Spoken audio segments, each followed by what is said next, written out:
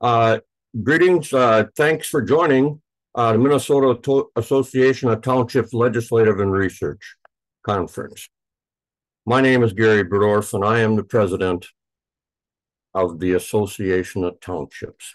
First of all, let's start with the pledge.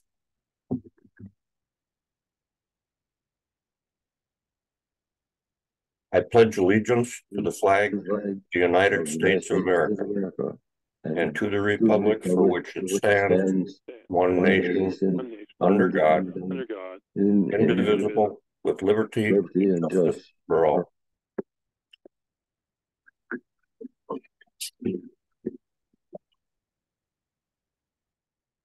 Well, thank you. Now, just for a few notes of technical aspects about our Zoom format, all participants are currently placed on mute, so there's no background noise.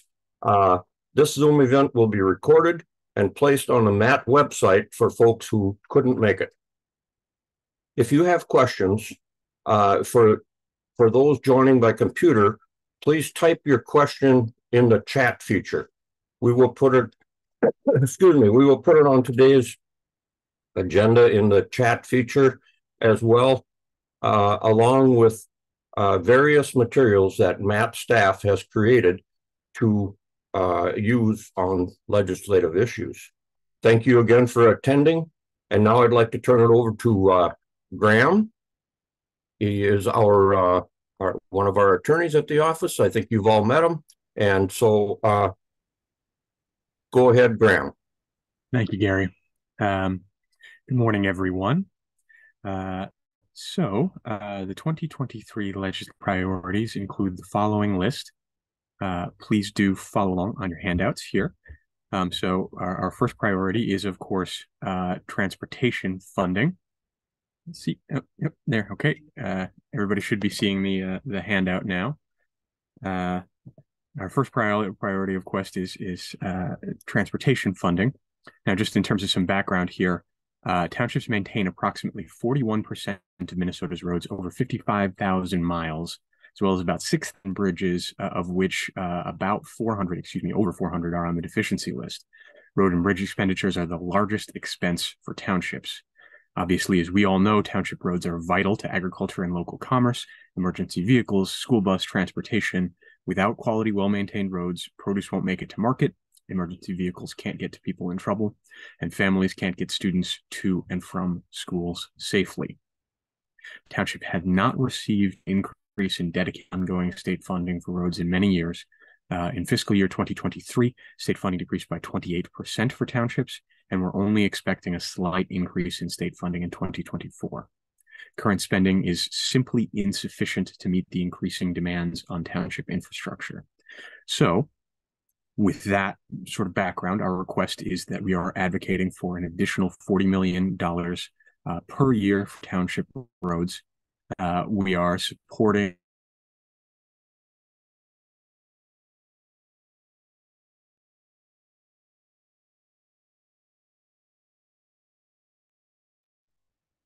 and you froze up on us.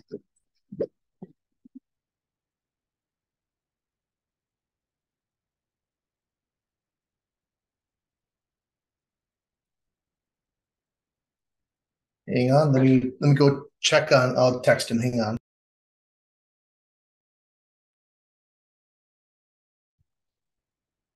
Let me go ahead and stop his video. Maybe that'll get him more bandwidth. Gary, if you want, this is Shep. If you want, I can jump in and just Yeah, please do. Keep doing that.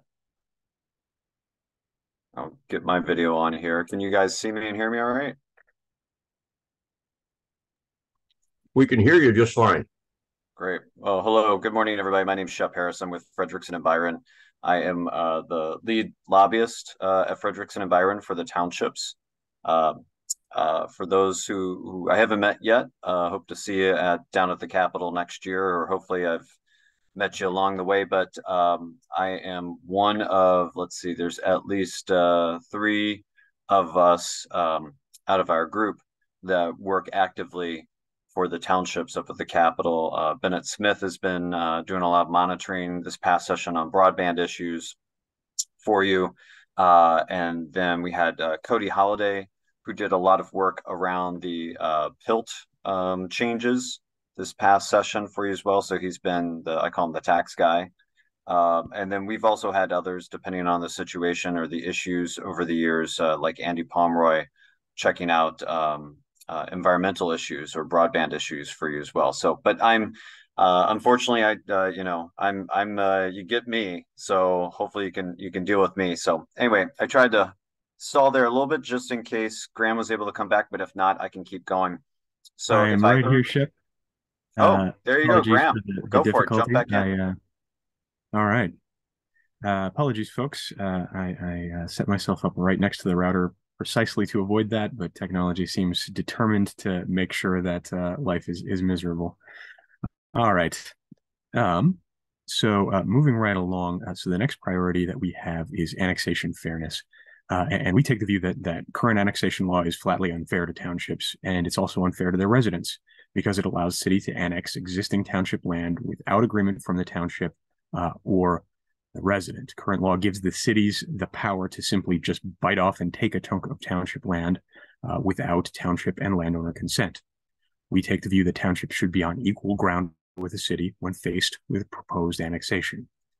That means that our requests are fairly straightforward. If annexed town property has not been developed or received services as promised, the property should be able to revert back to the township and detach from the city. And that supports annexation by contract. We call that orderly annexation. That's mostly how you're going to hear it talked about if you hear this issue talked about. We think that's the preferred method because it requires the agreement of both sides. And this is undermined when a city who's not party to the contract can take property already subject to a contract. We don't think that's fair. We would prefer folks to have to do this by consensus. Orderly annexation should consider township landowners' wishes and allow residents a vote on whether or not the city will annex them. We believe in democracy here at the association, and we want to make sure that landowners have a say in whether or not their land gets moved from a township into a city. Any questions about that priority?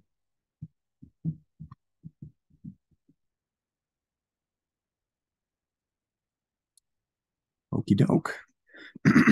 Well, there are a couple in the chat, but I don't know if they're for you, Graham. No, that was just Leslie, Gary. There aren't any questions. Okay, thank you. Okie doke. Well, let me move right along here.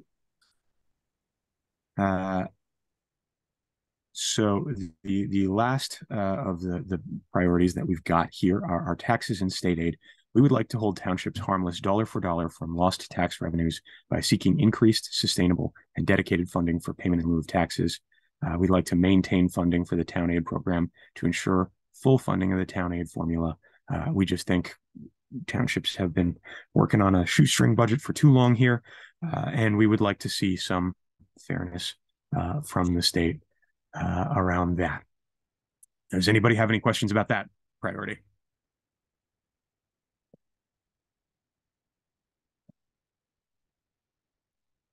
Okay, seeing none. All right, moving right along.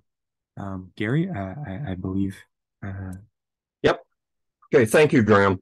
I'd like to now turn it over to Shep Harris, who's been chomping at the bit to get on this thing. He'll have comments on the 2023 legislative session, and what he anticipates for 2024, and how township officials can best influence state legislators on these priorities. Shep, are you out there? I'm here. Thanks, Gary. I'm back. Like I said before, unfortunately, you guys got to get me, but it's an honor for me to have you. So it's great to continue this partnership with the townships. So what I would just give you the quick description. So you heard just now from Graham what our priorities have been this past session. And in some cases, there were some successes, but I got to tell you, in general, the 2023 session, I call it the 3 Fs, fast, furious, and frustrating. And that's not because I watched those movies called Fast and Furious. It really was extremely challenging of a pace. You had 70 plus new legislators out of 134. So there was on one hand, a lot of people who didn't have a lot of experience. On the other hand, you had an extremely aggressive agenda from the DFL majority that was in the majority both in the House and the Senate, and then you have Governor Walz and Lieutenant Governor Flanagan, who are DFLers. They came in with the opinion that it's no holds barred. Last time the DFLers were in control, 8-9 years ago, they squandered that opportunity, and they weren't going to. They learned their lesson, and they weren't going to waste the chance again, especially with a 17. Depending on how you count the numbers, depending if you factor inflation or not, but basically, especially if you have a 17 to 18 billion, that's billion with a B as in boy, $billion budget surplus. And so 2/3 of that surplus was one-time funding, money that had carried over from recent biennium, the previous biennium, in which the legislature could not agree on a variety of surplus funding issues. And so that money carried over. And then there was another third that was just was structural, ongoing surplus. So the legislature dealt with that. And where, what I would say is it was fast and furious, because usually when you have such a large turnover, it's the beginning of a biennium, you have a lot of overviews and briefings at the beginning of session, probably for the first several weeks.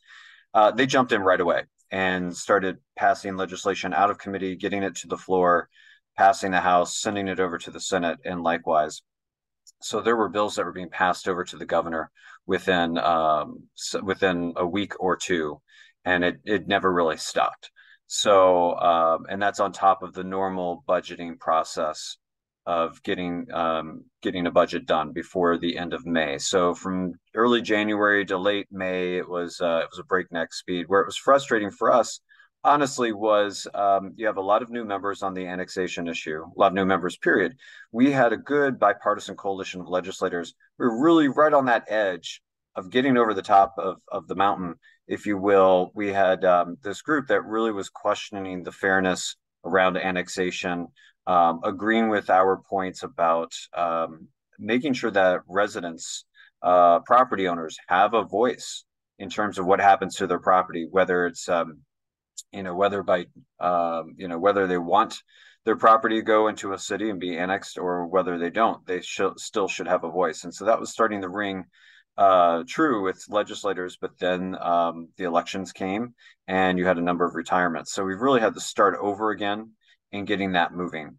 In terms of transportation, as you heard from Graham a few minutes ago, we really got, I don't want to say pennies, but not much more than that. $40 million is, even that's just scratching the surface just to help you guys maintain your roads. We need to be more aggressive about that. And so when I say we need to be more aggressive, looking to 2024, so now all these new legislators have a session under their belt, and they should have some more experience and have some lessons learned, but we can't rely on them. We got to rely on ourselves, and we've got to do the grassroots, the outreach. When you get the constant contact information from Leslie Rosedal, or if you get a call from Gary, for example, in his district that he covers for the board, to pick up the phone or send a quick email to your state senator and your state representative, you got to do it. And I sound like a broken record every year, but this is how it gets done right now. It's you have to sound like a broken record to the legislators. You have to do it again and again and again, at a minimum, probably about 3 or 4 times from the very beginning of session, or even before session starts. Like in January this coming year, the session starts February 12th. So if you can start with these priorities, start contacting your legislators in January, and then you got to do it again in probably in March before deadlines when we have to have these bills heard, and then probably again in April and May. So it's just an ongoing process to get these legislators to do what we need them to do. Not what we want them to do, but what we really need them to do on transportation, annexation, and on the tax issues too. So I just can't emphasize enough for your voice to be heard, for your voice to have impact. It's not just you. And if you're doing it already, thank you very much. Now you need to recruit 5 other people, either from your board or from neighboring townships. You guys need to, numbers is power. And that's what legislators are going to listen to, especially in an upcoming election year when the House is on the ballot. The Senate is not, but they only have a 1-vote majority in the Senate with the DFL. So they are still very attuned to everybody's emails or phone calls. So I'll get off my soapbox, but basically that's what we're looking at. And any and all pressure that you could provide would be fantastic. So yes, the session will start on February 12th. And it's usually the third Monday of May is when I see someone ask the question in the chat. It's usually the third Monday of May. And so that, if I'm looking at my calendar right here, I think is May 20th. And they could adjourn a little earlier if they want. They are, by constitution, they can only do 120 days total. And so if they run through 120 days of having floor sessions, then that's it. But usually they pace it out, and it's mid to late May when they get done. So I hope that answers that question right there. Leslie, I see Vance has his hand up. Can you unmute him? Yep, Vance should be able to unmute himself too when you call on him. Okay.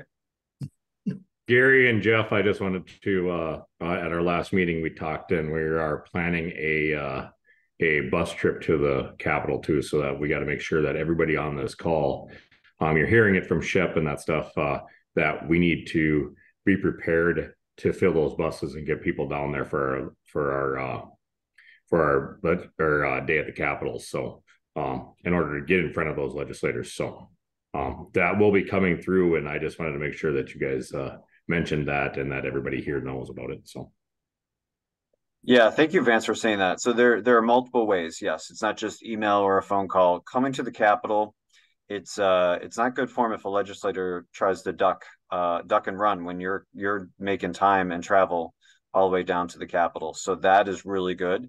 I would also say in the district, get a couple of your officers with you and meet, go out for a cup of coffee. Do it, if not once, do it twice during session, once at the beginning and once kind of midway. Any excuse, any possibility to get in the ear of these members on a regular basis is better than nothing. Okay, are there any other questions from anyone? You can unmute by pressing your space bar.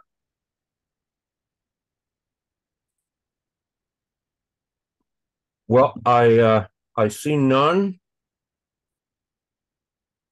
So thanks for your report, Shep. Now I'll turn it over to Jeff Krieger, our MAT Executive Director, to talk about the federal legislation. Jeff? Thank you, Gary. Appreciate that. Hi, everybody. I'm going to share my screen here. Can everyone see this? I got it. Got it? Okay, great. Great. I'm not seeing it on my own thing here.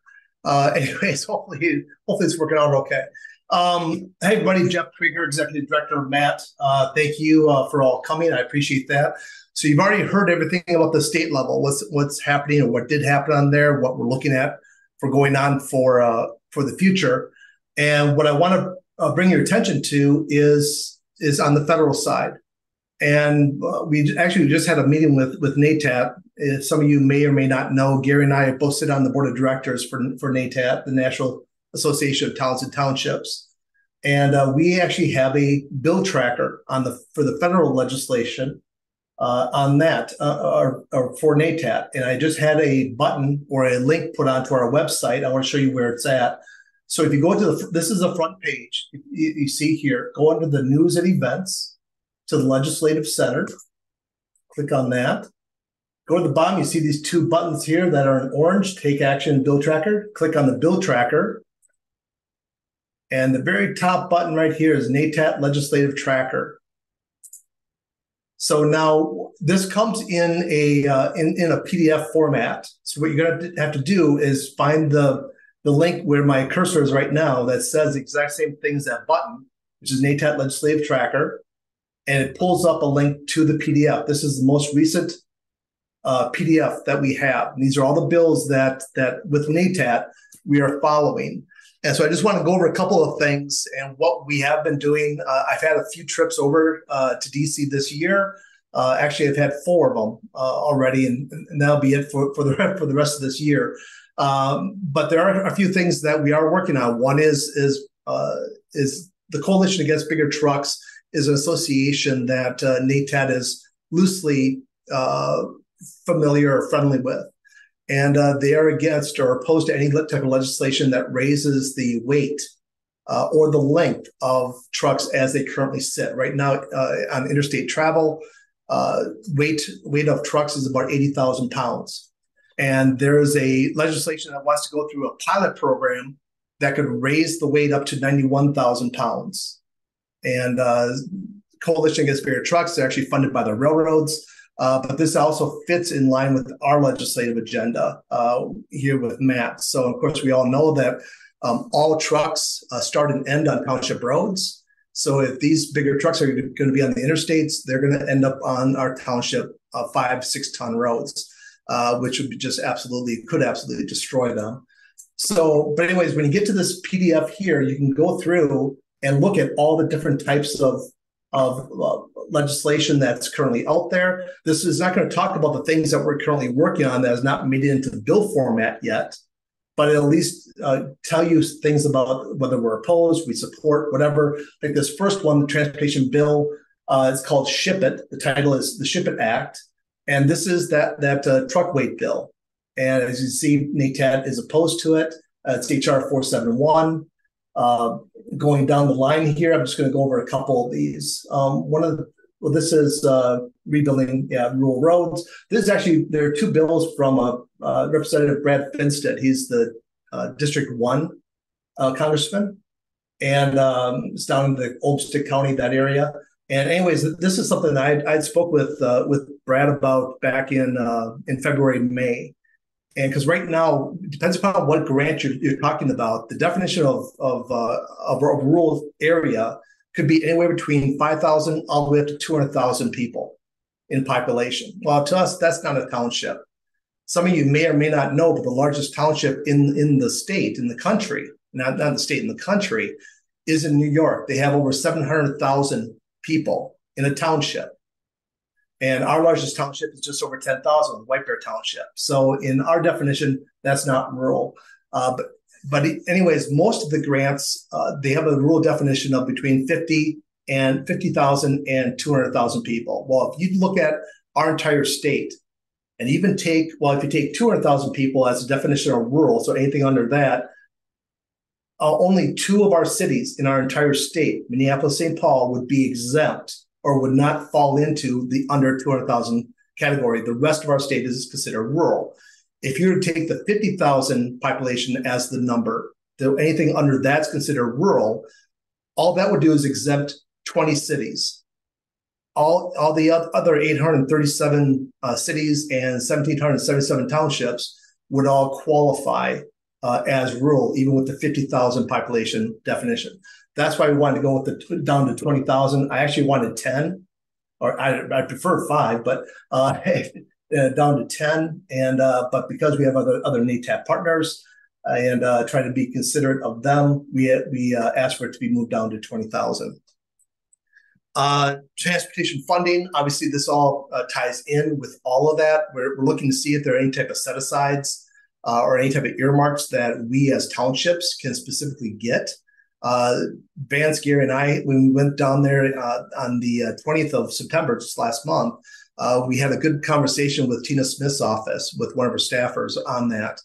And so that we're kind of exploring that avenue and see if that might be an inroad for us to be able to get some additional financing for our townships. Broadband, of course, is always a big one. All of our delegation are very in favor of broadband funding, and obviously, it's the labor. It's very labor intensive, very people intensive. to try and of course money intensive too, to try and get that last mile built out. So this is going to be a slow process, even if we do have the funding. But everyone does seem to be quite in favor of that, so which is a good thing. Volunteer drivers, and this is something where we actually won this in the state of Minnesota, where if you're a volunteer driver, instead of only paying 14 cents or being able to deduct 14 cents a mile off your taxes, you can now deduct the business, whatever the business mileage rate is off your state taxes. You can now do that with your volunteer driver mileage. On the federal taxes, however, it's still 14 cents, 12 or 14 cents, one of the two. And so we have legislation that's going down, and I know it's in one of these bills. There is a bill that's out there right now with that. But anyways, that is to put I think Representative Stelber is the one who authored it. But it's supposed to put the mileage rate up to whatever the business standard mileage rate is. And actually, for the Senate side, we've been looking at, hopefully Senator Klobuchar would help be a champion for this. And when we were out there for the lobbying with the Transportation Alliance on the 20th, we had breakfast with the coalition, and Senator Klobuchar was speaking to everybody. And she, for the first time, publicly stated that she's in favor of this Volunteer Drivers Act. And which is that in itself is a huge win. So we feel like a pretty good momentum is going on that. The last thing that I wanted to talk about was EMS funding. All of you know, because we're all in rural areas, there is a crisis in rural Minnesota when it comes to EMS funding. And so it was nice to have Vance along because he is a first responder, and he's able to speak very fluently as you know, in terms of the challenges that rural EMS are facing and what that looks like in terms of equipment, in terms of personnel, and so forth, regulations, that type of thing. And so we had some great conversations when it came to that. And but we don't have any legislation on that yet. That's just something that we're working on. And I think we're going to be back up there. Gary and I will be with NATAD back out in February. And so we hope to be able to expand on our conversations when it comes to that. So that's all I had. Are there any questions? I'm going to stop sharing here. Yeah, Jeff, there was one in the chat, something about, is there a place where they can find a complete bill or more information about the bill, what they're looking at? Yep, if you click on that link, so I'm still sharing. So if you click on this link here for whatever this bill is, and then it'll bring it up to what has happened with that. And then you'll get a little bit better description. And I think within here, there's view summaries and other things. I won't go into all that stuff, but with the links that are in here, you're going to find out more information on what the details are of that bill. And if you're having more problems with it, just let us know, and we'll try and walk you through it. Yeah, I think that was Pat. Did that answer your question, Pat? Perfect. Okay. Any other questions? Yeah, Jim here, Collin Township. I'm wondering what happened to WOTUS. We were dealing with it for a number of years. We thought we had that taken care of. The last I heard, the current administration reversed that, so that's back on the table. It was very hard for me to hear you, Jim. Gary, did you pick up on that? I heard WOTUS. And there was there's very little conversation that we had on WOTUS for the last couple of trips that I've had down there. Honestly, on the federal level, I don't know about any type of updates. Gary or Vance, were you able to glean anything from our last trip that we had down there? No, there was no conversation about that. I think that we could ask Jennifer how far they are, but I didn't hear anything about WOTUS. Yeah, we will look that up, Jim, and we'll on this tracker here. If there is legislation, I'll find it on here, and but I'll see what I can discover with that and let you know. Okay, thanks a lot. You bet. Any other questions? There is a question what WOTUS is. WOTUS is Waters of the U.S. Yep. Good question. Yeah, when we're dealing with government, we do use way too many acronyms. Hey, Jeff, this is Frank. Yeah, Frank. Just a quick question for you. I know you talked about the EMS funding on the national level. Is there anything we can do on the state level to get some EMS or more fire funding? We'll be having Is conversations. that something the township should be looking into? Definitely. Definitely. And we will be having conversations about EMS funding with our state legislators, going into next session, see what we can accomplish with that, at least get those conversations started. Frank, and all on that note, if you have EMS or your ambulance in your area, have them write up a testimonial and send it to your legislators this week, next week, and the week after, and keep after them so they know what you're talking about. And Gary, if you don't mind, I'd just like to make another pitch here on the state level. I know I talked about this during our district meetings. I talk about this all the time, actually. And Shep also mentioned this. We need to have more input from township leaders like yourself. And it's not just coming on these calls. This is awesome. So you guys can get a firsthand account as far as what we're working on, what the priorities. We can kind of get on the same page. This is perfect. It's a great gathering place. But this is just a start. But what we need to have, especially when it comes to annexation, as Shep said, the legislators now have, at least the new ones, they have at least one session under their belt. And so they've gone through this chaos. And, for at least 1 year, they shouldn't be so shell-shocked going into next session. But we need to have people who are willing to testify. And yes, some of you people I know are way out, and it's way inconvenient, and I get that. But there are some that you're not so far out. And because I know coming into the St. Paul is not so easy sometimes. But sometimes they also do have Zoom options. And so if we can make that available, it'd be nice if we could have a lot more township officers testifying. It doesn't matter if you're saying the same thing, but we need to have more people saying that same thing. It's that squeaky wheel syndrome.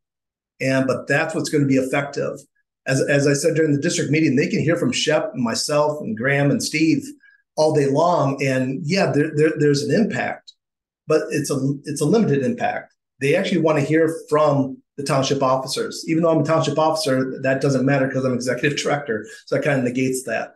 But they want to hear from the other director or from the other officers and what is going out there, especially if you have a representative or a senator that you're in his or her district. And that's really going to have some great impact. I mean, if they're part of the committee, and that's going to have some great impact for us. But we need to be able to accumulate those names and those people who are willing to testify. We help you out. Believe me, it's not going to be like, hey, Pat, we want you to testify. Great. Good luck. No, we'll actually give you a script. If you ever watch one of those sessions, it's extremely dry, extremely boring. Chef will tell you that. But we will actually give you a script, and it's okay to read right from that script. It doesn't have to be off the cuff. And so we'll help you prepare. We'll make sure that everything is fine that way, because we want to make sure that what you're coming across with matches what the agenda, what our objective is for that hearing. So I hope that makes sense. And I hope that motivates at least a couple of you to be willing to put yourself out there. And I know it does feel that way. And especially if you go there in person, it can be a little intimidating the first couple of times you do it. And but I know, like John Upton, as I see his name up in the corner, at least on my screen, is in the corner. He testified last year during the Township Day at the Capitol on PILT. And but we gave him a script, and it worked out fabulously. He did a really good job for us. And so I'll leave it at that. I'll get off most of my soapbox and bring it back to you, Gary. Don't step down yet, Jeff. There was one other thing someone asked. Is there any other more updates on broadband? And I know we had talked to Senator Klobuchar about that, and maybe you got something more. One of the nice things is those of you, especially in Frank's district, in District 8, we had the issue. I think that also had to do with District 11 up in Reno's district too, with LTD. Remember when they brought up all those contracts, and they were supposed to be doing the build out for this stuff, Well, Klobuchar was one of the biggest champions of doing a clawback and taking it out of their hands, because it was finally realized that they did not have the capacity to do the build out, at least not in a timely fashion. And she is still a big one on that, and is definitely in any other type of legislation for funding that goes out there. There will always be a clawback clause in there, so that the federal government will have more control. That if there are any providers that prove that they just cannot do it, this is not just a one and done. Okay, crap, it didn't work out. No, they will take action, and they'll bring it back, bring it to a provider, hopefully who can build this out in a more timely fashion.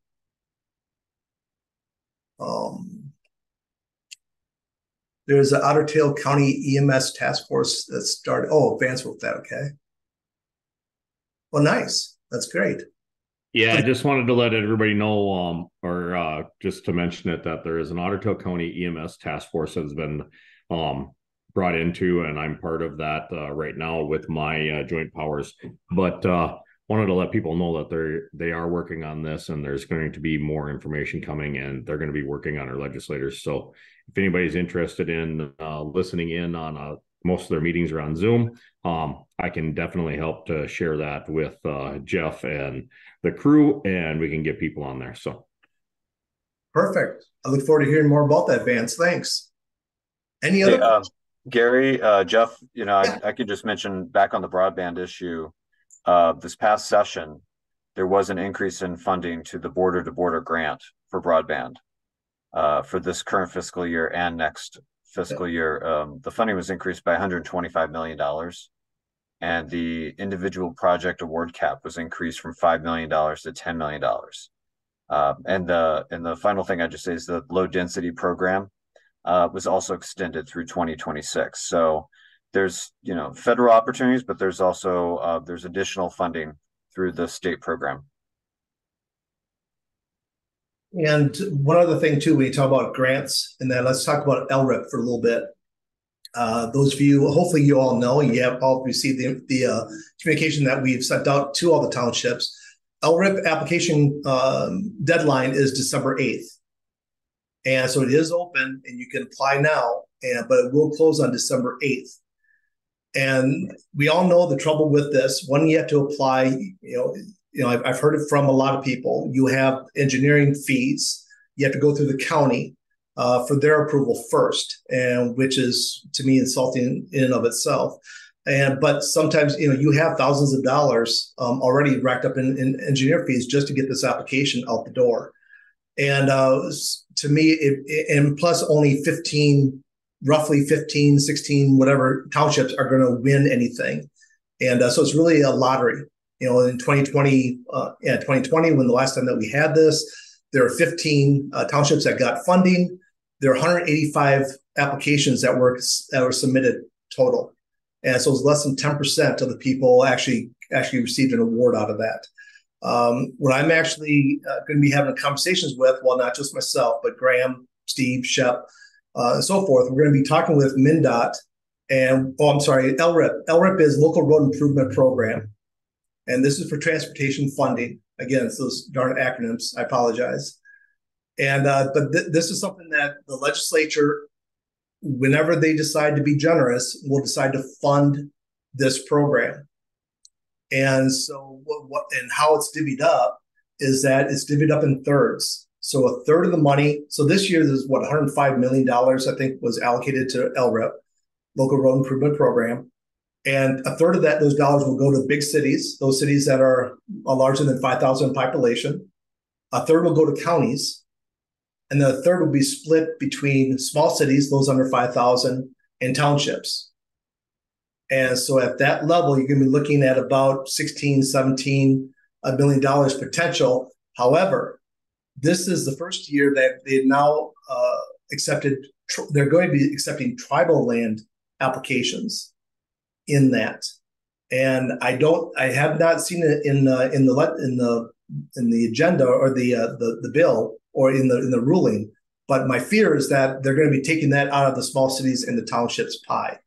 That would pretty much be the status quo of what we're getting used to, and of them doing that. So it could even be even less money that would be available to townships. But again, 1,777 townships, you're looking at maybe 15 winners, and the rest are not. And we already are woefully underfunded when it comes to any type of state funding.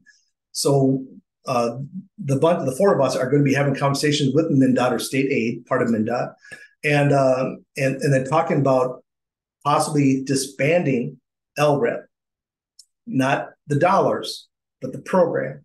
So instead of just giving it to only 12, 15 winners, let's spread it out among the townships in the normal formula as how the gas tax is distributed, so that all townships can participate in this instead of only having a few. I mean, we still need to work on other type of funding to get that up. We all know that it's terrible. Wisconsin, they're getting $236 million this year alone of their 60,000 miles of roads that they maintain. We have 55,500 miles of roads, and we're getting $37 million, almost $200 million less than Wisconsin. And so that needs to be changed. That needs to be changed right away. So, but anyways, that's all I had. Was there another question that came through? Yeah, there's a couple more there yet, Jeff. I know we want to move along, but that's why we're here. We'll take the time. What's a formula for splitting up the road funding? I don't know the exact formula. I apologize. I believe it's on road miles. I know that it's part of it. I'm sure population has to be a part of it as well. But what the exact formula is, that I do not know. Remember, the ARPA funds have to be allocated for 2024. Well, okay, what that rule is, so the money's already been allocated out to the townships. This is on the ARPA funding. This is the federal funding, the American Rescue Plan Act. And so all the money has to be dedicated by the end of 2024, which would be December 31, 2024. The money has to be dedicated by that time, meaning that you've passed a resolution. If say you're going to use it for road repair in 2025, you sign the resolution or pass it in 2024, but it has to be spent by the end of 2026. Because if you're doing like a full reclamation of a road for asphalt, whatever, that can take a year or more with hearings and whatnot. So they're giving you more time in order to actually get the money exhausted. So it has to be dedicated by the end of 2024. It has to be completely spent by the end of 2026. What I'm encouraging people to do, because we are getting inundated at the office with phone calls of people hating all this reporting that they have to do. And it's been a pain in some people's hind ends. And what I'm encouraging them to do is because this money can be used for anything, pretty much anything. You can't use it to pay down debt. You can't use it to lower your levy. I think there's one other thing that can't be used for. But anyways, you can use it for if you still haven't paid for last year's snowplow bill, or for this year's gravel or grading, so forth. Use it on that. I'm encouraging people to exhaust that money at the end of this year, so that next year, April 30th, I think is the deadline for reporting. Then that'll be your last time that you report. Because if you don't have any more ARPA money in your bank account, there's nothing to report on. And so that's just it doesn't matter what you spend it on. So if you spend this on your normal maintenance stuff, then whatever else you have sitting in your bank account, you can use that for any other road projects that you might have that aren't coming up yet. You may be waiting on that until 2024, 2025. But that's my encouragement to you, is to do that. I know that my township, that's what we did. And we spent everything now. And so next April will be the last time that we have to report. Any other questions? No. Okay, the shovel ready.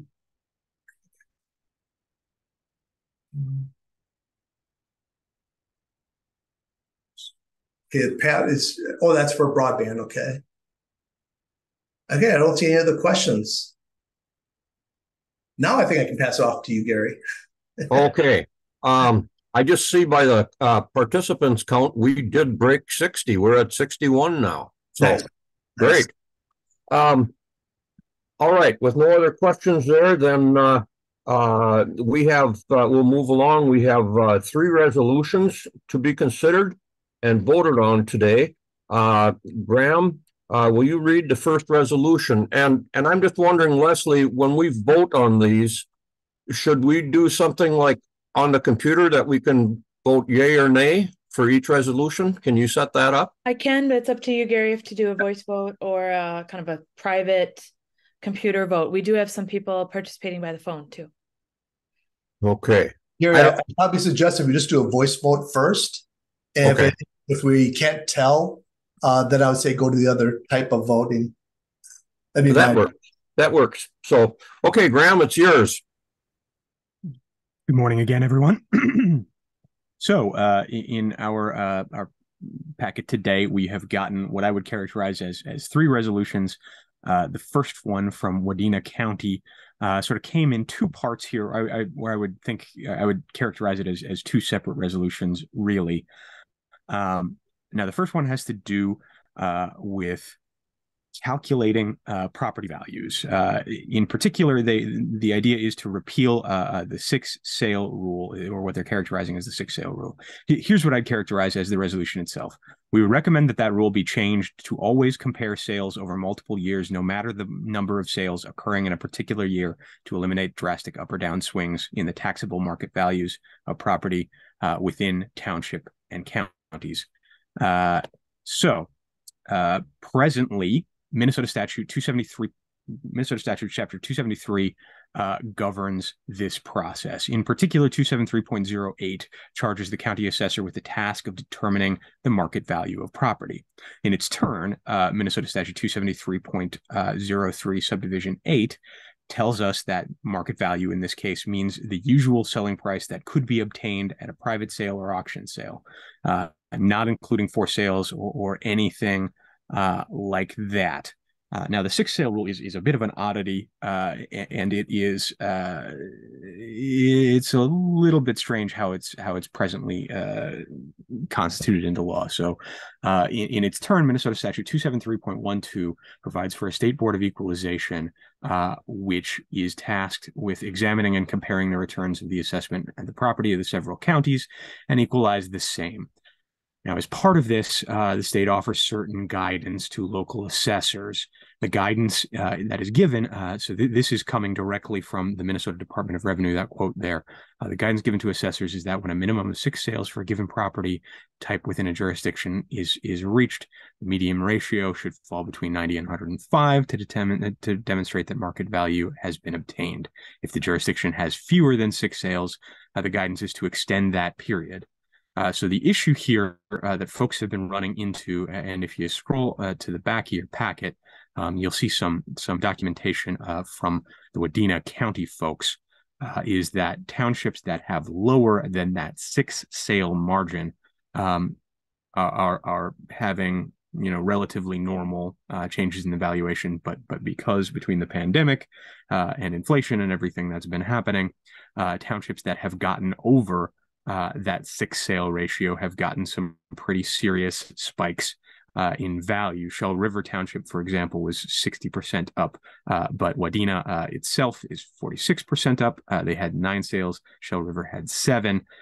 So this can cause some difficulties, of course, for our residents and for potentially ourselves. So the proposed change would be that the Chapter 273 is going to be modified so that, particularly in smaller jurisdictions, one can always compare values across multiple years and not just under this 12-month system with the 6 rules. So the idea would be that we're going to minimize the impact of sales spikes on townships, resulting in potentially some drastic swings in terms of property values. So does anybody have any changes, any questions about that one? Yeah, Graham, I'm just wondering, multiple years, like how many would that be? Several years or more, or how many? Well, so the resolution itself doesn't specify. So in a case like this, I suppose the thing that we would be doing is recommending that multiple year language be used, though, of course, if folks would prefer to put a specific cap on it, 3 years, 2 years, we can certainly do that. Now, I think from a purely tactical perspective, doing these resolutions as sort of a general policy statement allows us more flexibility when we're actually talking to legislators, because, you know, if one particular legislator wants it to be 16 months and the other one wants it to be 5 years, it's nice to be able to have that flexibility to reach a compromise rather than having a specific number that we are targeted to hit. But the resolution itself did not say. All it says is change to always compare sales over multiple years.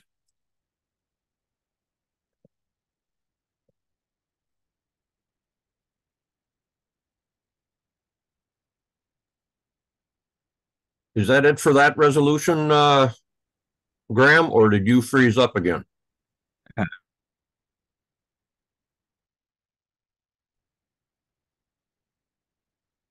This is Paul. On the multiple year thing. If anybody's got any other questions, I'd be happy to field them.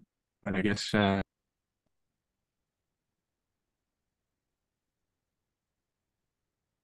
this is Paul. I do have a question on that multi-year thing. Go ahead, Paul. I guess the question, when you have that flexibility, who determines what's multi-year?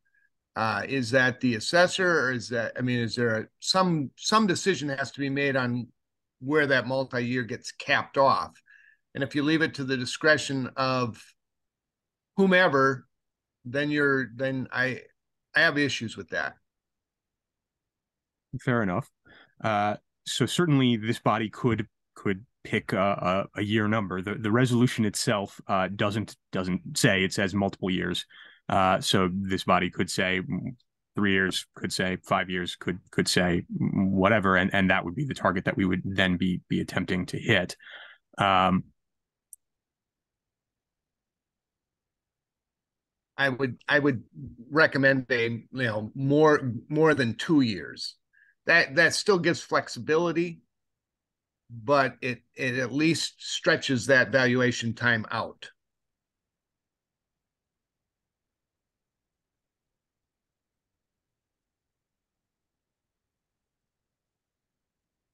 How do we handle that? Do we need to have an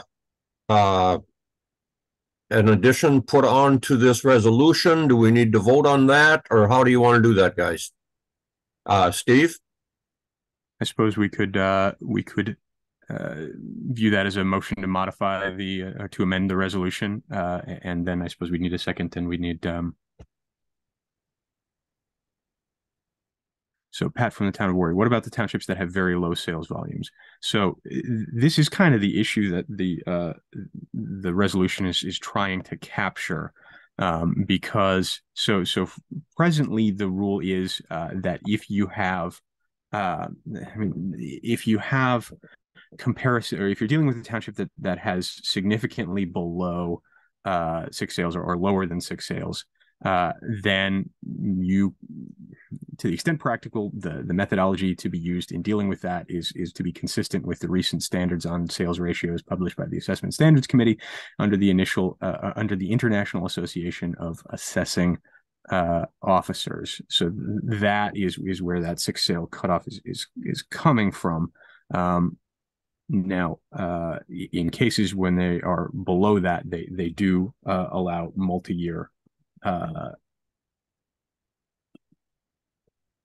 They do allow multi-year comparisons. In this case, I believe 3 years is what happens when they're below 6.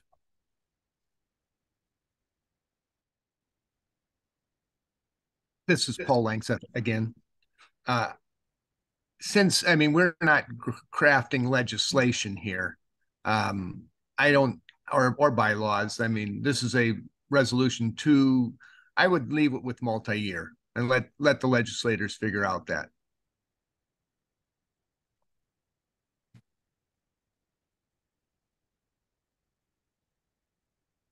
So right. We'll deal with this resolution. Stop me if you want, Jeff or Graham. But I would say, is there a motion to accept this resolution as a body? Paul Langseth, I'll move to accept this resolution. Is there? And I'll second it. Vance seconded it. Okay. Should we just see what it sounds like here? If you can hit your spacer button, and all in favor? Aye. Aye. Aye. Aye. Aye. Times two. Times two. He likes it. Yeah. Okay, what about, I think, anybody else? What about opposed? Nay. Nay. Nay. Nay. I only saw 3 that were opposed. I counted 4. But that's okay. Out of, Twice. out of 61, I think it passed.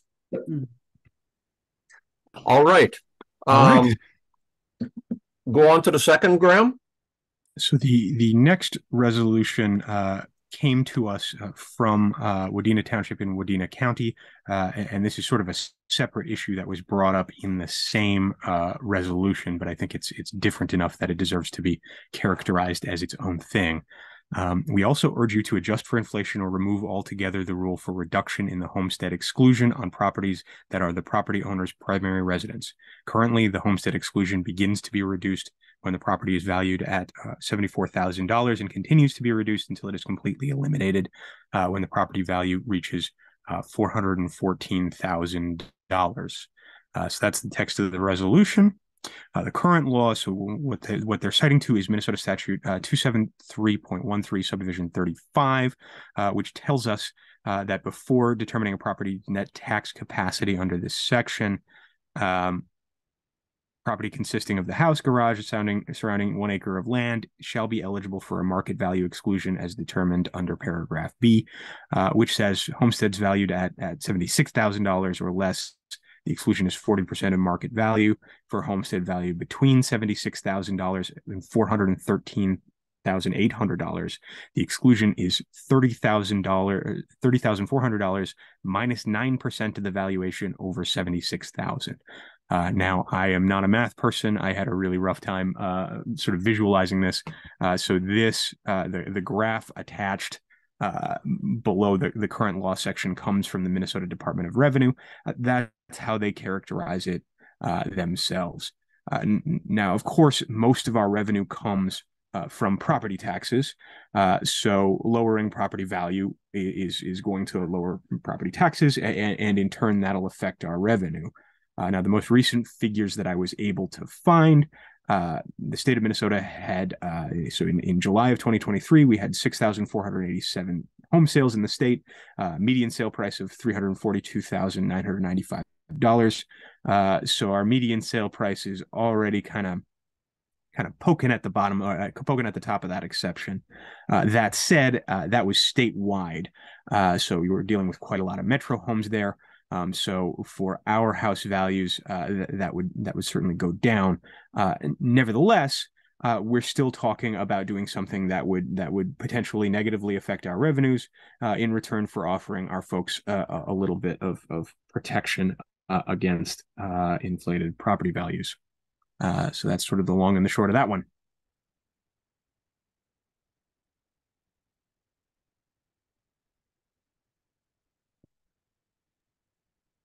Any discussion on that? I saw there was a couple in the chat.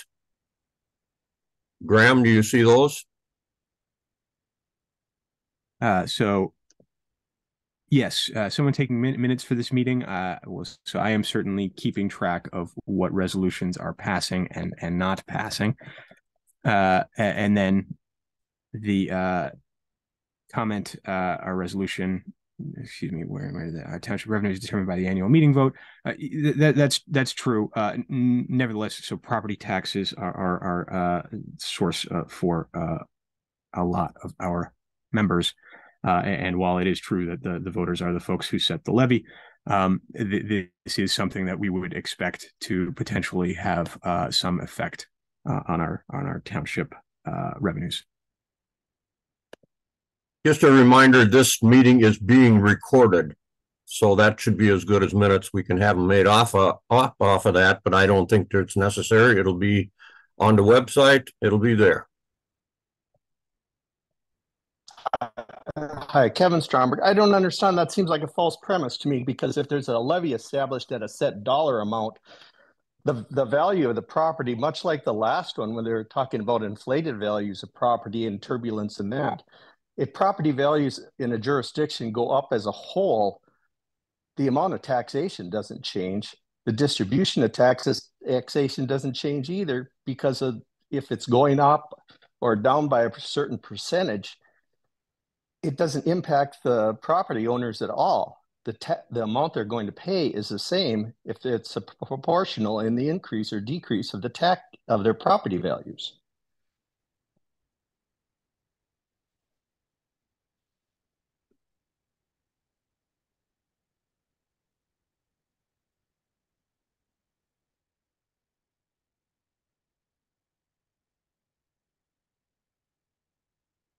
Anything else?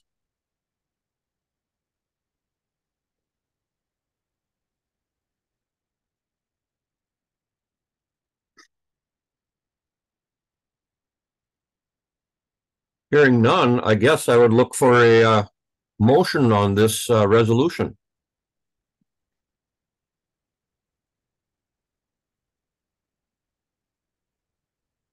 Vance Bachman will make a motion. Motion by Vance Bachman. Is there a second? Doug Kern, I'd second it. Doug Kern, second. Any other discussion? Okay, let's try it again. All in favor? Aye. Aye. Aye. Aye. Times two. Aye. Aye. Aye. Aye. Okay. And on the other side, all nay. Nay. Me. I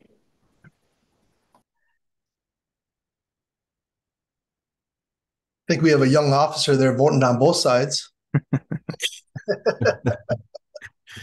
That resolution also passed. Okay. So then the last resolution comes to us from Greenwood Township in Clearwater County, though this is something that has apparently passed quite a bit up in Mel's district. And the resolution has this text. Property value adjustments as determined through original local board of appeal and equalization shall not be changed except through landowner petition for review as provided in the process. So that's the text of the resolution. So in terms of the background here, so presently Minnesota law designates the town board as the local board of appeal and equalization. That comes from Minnesota statute 274.01 subdivision 1. The Board of Appeal and Equalization has some power to correct county assessor valuations. This is subdivision 1 in parens C. Local board may reduce assessments upon petition of the taxpayer, but the total reductions must not reduce the aggregate amount or the aggregate assessment made by the county assessor more than 1%. So we have the power to review to a certain extent, but it is limited by that language. Now, this resolution, it's my understanding that there's presently a bit of a dispute between the Clearwater County Assessor and valuation changes by Greenwood Township, sitting as the local Board of Appeal and Equalization. So this is a bit of a legal oddity. After some review in Chapter 273 and Chapter 274, there does not appear to be any provision which would permit such a challenge by the county assessor to the township board. It appears to be, from my perspective, difficult to square with the nature and existence of boards of appeals and equalization. which are characterized throughout as instituted to correct mistakes by the assessor rather than the other way around. So Minnesota statutes repeatedly characterize the board as, quote, correcting, unquote. So that comes from 274.01 subdivision 1A. So this also, I would characterize that interpretation as strengthened by clear statutory timelines, which require the assessor's work to be completed before the board meets, and empower the board to change county assessor's final valuations. So this is one of those weird issues in which the statute doesn't clearly provide for something that somebody is doing. And as a result, they just sort of went ahead and tried it. So given the omission, the present scheme does potentially subject members to litigation, because now we're going to have to fight about this in court, potentially defeating the point of Board of Equalization review. So in this particular case, we would be adding explicit language somewhere to chapter 273, 274, forbidding county assessors from appealing these decisions, or more specifically saying only landowners can appeal after the Board of Equalization has met and made its decision.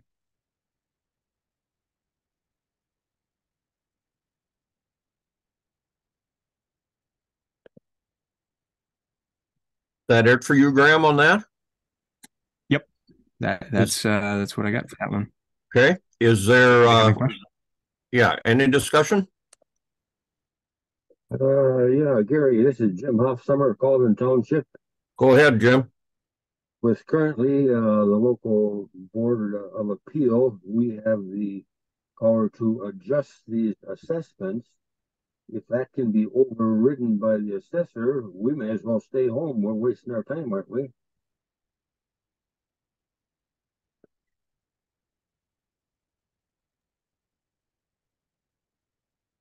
Gary? Yeah.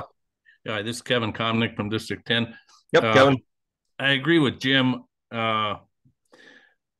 If we take away the ability for boards of appeal and equalization to do their job, then we really don't have a purpose. And I'm really dead set against changing that, because we are elected to do that. We go to the training to be certified. And we had a situation in my township last year where the county wanted us to have a higher assessed value than we thought the property should be at.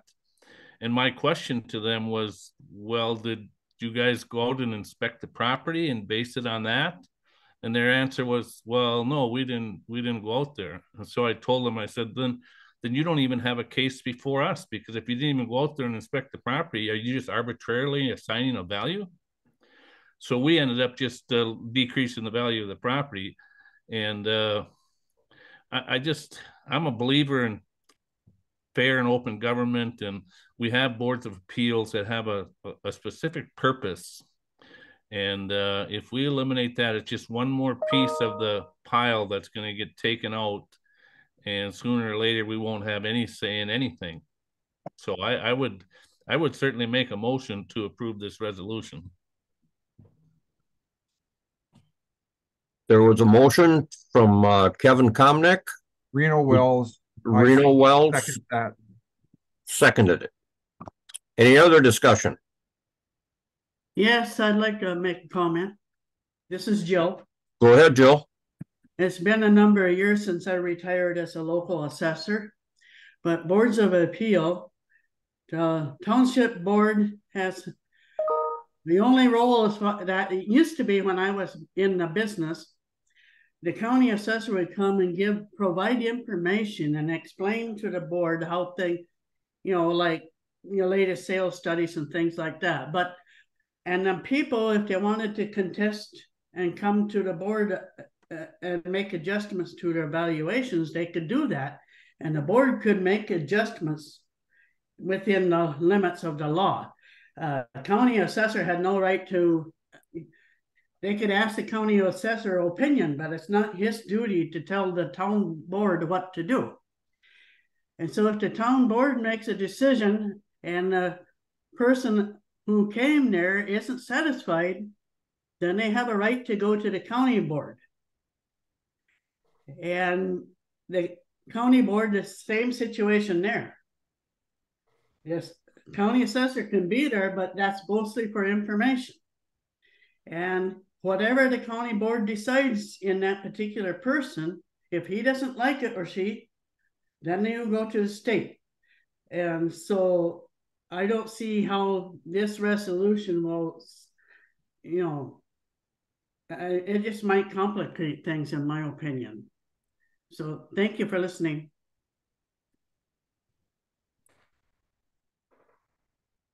Thank you, Joe. Are there any others? This is Lauren Pullman calling from Chergrove Township, Goodie County. I guess we must be blessed with pretty good assessors in our county because they really think things through very well. It's a great learning experience being on the Board of Appeal, and their hands are pretty well tied. And I guess our duty, as I see it with the Board of Appeal, is to look for errors in their calculations, not to try and second guess the way that they come up with the values, because that's state dictated. Thank you, Lauren. Any others? Jim Hofsheimer, Colvin Township. With this last comment, we've noted in our township a lot of times a local assessor in figuring out the values of this property really doesn't understand this property as well as the people that live here. What is lowland, what's swamp, what's highland, what's usable, what's not usable. I think the local board has a better handle on this than the assessor does. I think we have the authority, we ought to do it and keep the bureaucrats out of it. Thank you, Jim. Paul Langseth, Indian Lake Township. Paul. I'm trying to, it looks like in Clearwater, you have an assessor that's challenging what the township board or the Board of Appeals value determination has been, and I'm trying to figure out what the resolution is supposed to solve other than it's a county assessor who's doing something that hasn't been done before. What is the purpose of the resolution? My understanding is that the idea would be to clarify who gets to appeal these issues. So it's sort of reducing an uncertainty which could potentially be the source of litigation in chapters 273 to chapters 274, sort of clarifying those lines of authority, I guess would be what I would characterize it as. Paul Langseth again. So what they're saying is that assessors can't challenge the adjustments. So the assessor makes the valuation, then the adjustment happens. Then the landowner is the only one who could appeal under this framework at that point. Yeah. Okay. Any others? Yeah, Kevin Stromberg. I'll add it just seems like this is a local issue. I don't see why we're trying to get into a legislative initiative to try to adjust that.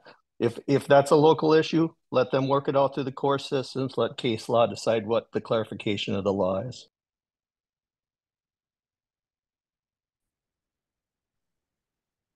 And this is Jill again.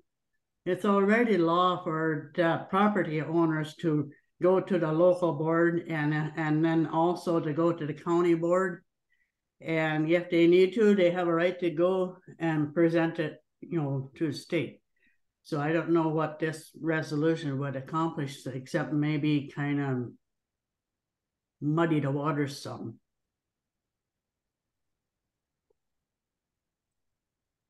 Anything else? Yeah, Lauren Ingebrigtsen.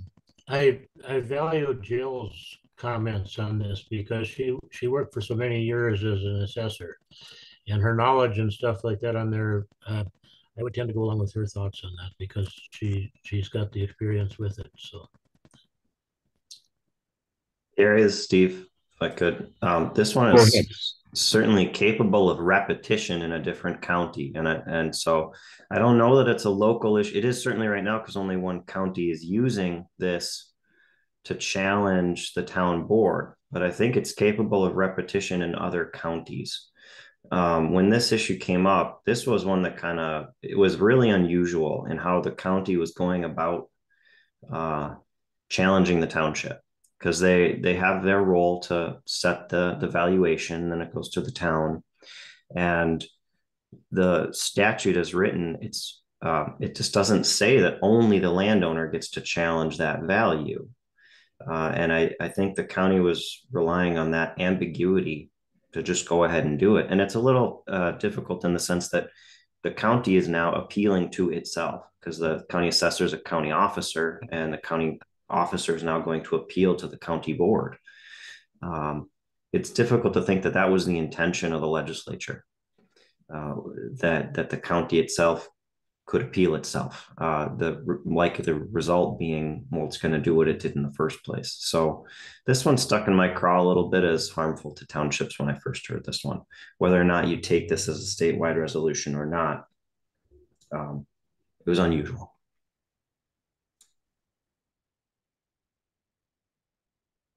Thank you, Steve. Anything else? Yeah, Jim Hofsummer again, Paulman Township. It seems to me like this certainly would be a statewide issue. We have townships across the state that could be faced with this same issue. I heard of it happening in St. Louis County here as well. So this is not a local issue. They can do it in one part of the state, they can do it in another part of the state. And this resolution to me simply clarifies the authority of the town board, that it can be overridden by the assessor. Do we have authority or don't we?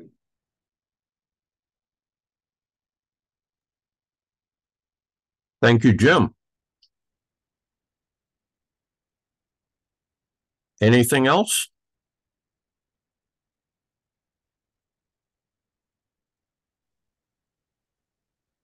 Okay, we'll see how this one goes. All in. We thought it sounded quite lovely. Oh, thank you. Excuse me? Okay, we're just going to go on here. All in favor of this resolution, say aye. Aye. Aye. Aye. Oh boy. Okay. All not in favor of this resolution, say nay. Nay. Nay. Nay. Nay. Nay. Nay. Leslie, I think we need to have a vote. Yeah. Okay, give me a quick second. I'll set up the poll. Thank you. If anybody has anything anything else to talk about right now while Leslie is getting this, it'll just take her a couple of minutes.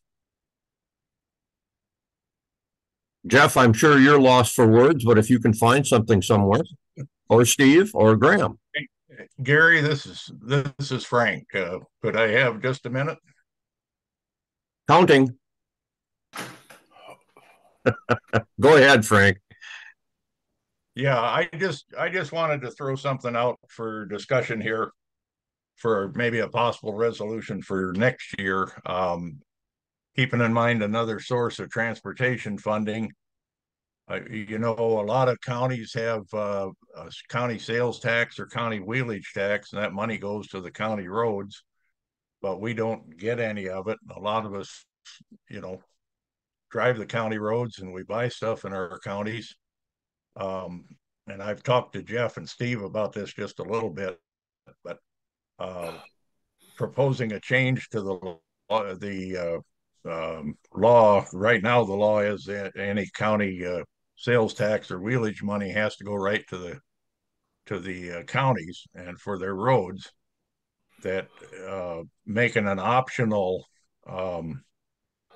provision that if the county wanted to, they could, we could add a township wheelage tax or sales tax on top of the county tax that would then go, a certain percentage or whatever might be decided upon between the county and the townships, so that the townships could get some money off of not taking any away from the county, but just adding a little bit to the top of the county and have the county collected.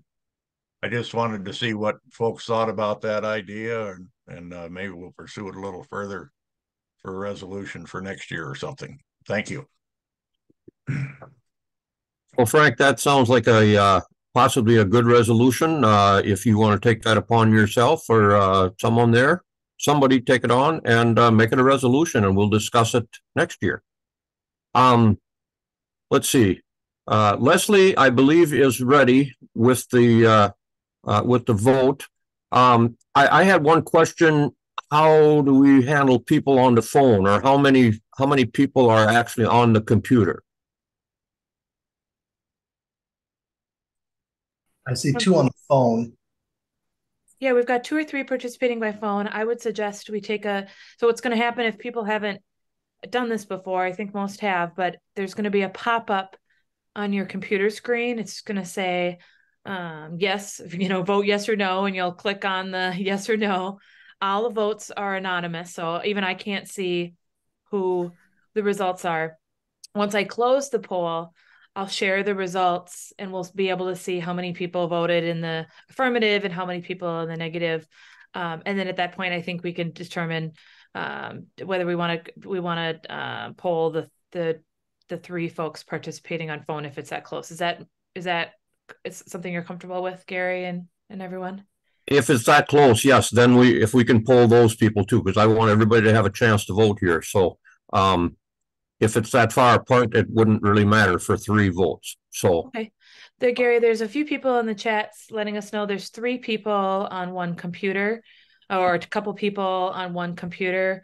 How do we want to handle that?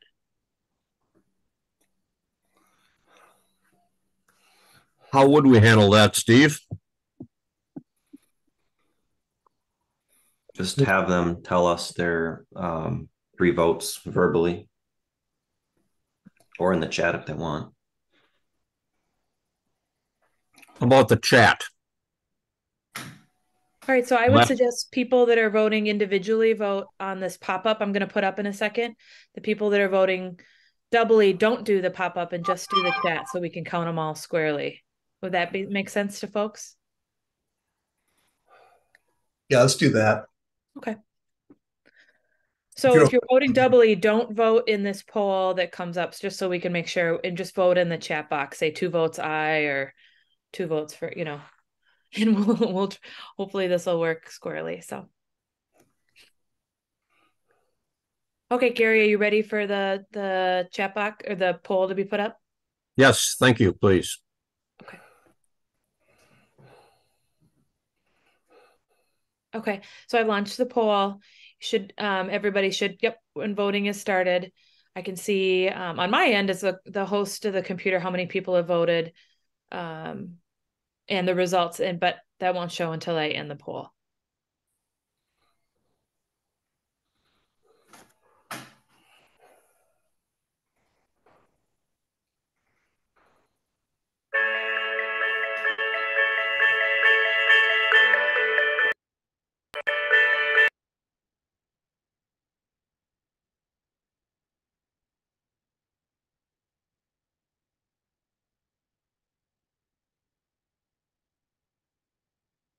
Okay, I think we've kind of slowed down with the online voting here. I'm going to go ahead and end the poll online, or with the pop-up screen. And then I think we've received 2 chats. A couple people have voted. 2 Doug and Sue in the yes, and then 3 votes for the no. I'm going to go ahead and share the results of the pop-up. You guys can see that we had 26 people vote yes, 18 people vote no, with the chat votes, 2 in the yes and 3 in the no, we still have the yeses, you know, by a reasonable margin have the most votes. Okay. Thank you, Leslie. Yep. That resolution passed also.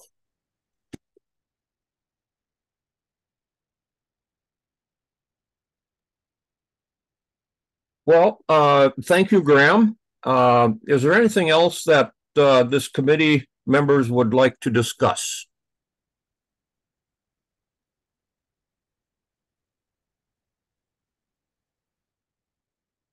Okay, hearing none. The resolutions voted through the 3 will be brought up at the annual conference business meeting on December 9th for a vote by the entire body. And I believe these resolutions will be mailed out, or they'll be in the insider so everybody can see them. And that's the way that works. Let's see. Thank you all for coming. Your feedback and participation are very important to us, and we will see you soon at our annual meeting in December, and then at the Township Day at the Capitol, Monday, April 8th, 2024. There was a mention made about buses possibly, so Jeff, is there any more you can say about the bus situation, what we had talked about? I think it's still kind of in the air right now. That's being handled by a few directors, so I have nothing to do with that one. Okay, that I think is in the air. There's been some looking into it and getting some prices, and you will be let know when that decision has been made. I have Gary, if I can. Yeah, Mel. At the last board meeting, we voted to go ahead with them and work out the details. So we do have a vote by the board to do the buses, and people should plan on the 5 routes that we agreed to. Bill Cronstead has his hand up. Go ahead. Yeah, I just was kind of curious, as maybe I'm reading this wrong, but as far as voting, I thought there was just one vote per township on any of these particular items. The officers are the ones that vote. Townships are the members, but the officers are the ones that vote. Okay. All right. Well, I think this worked quite well. Thank you all for being here and taking the time. And don't forget to talk to your legislators. If you want, like I was just thinking before about the broadband that Senator Klobuchar had talked well of, send her an email and thank her for that. If you don't have her email or to her office, I would expect we can get that for you. So other than that, I think everybody have a good day, and next we'll see you at the annual. Did someone say something? Motion to adjourn. Okay, it was a motion to adjourn. We have finished our agenda. All in favor? Aye. Aye. Anybody want to stay longer? Adjourned. Thank you.